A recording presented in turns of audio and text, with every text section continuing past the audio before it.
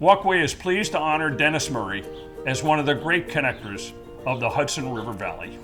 For 4 decades, Dennis Murray and his vision have been vital to this region in its identity and development.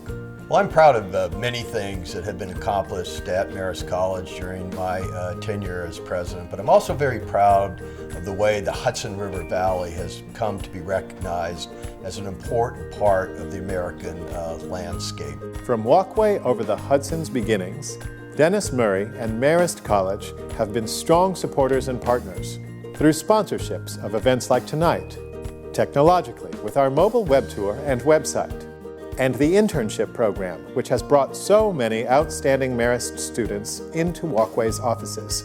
Together, we've also explored new possibilities like the Walkway Marathon, now a premier area attraction with a venue like no other.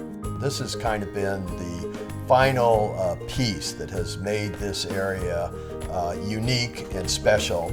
And whenever people walk across that walkway, I think they get a very special recognition of the unique nature of this area. Not only its historic, but also its natural beauty. Thank you, and congratulations, Dennis Murray, for all you have done for this region and for Walkway over the Hudson.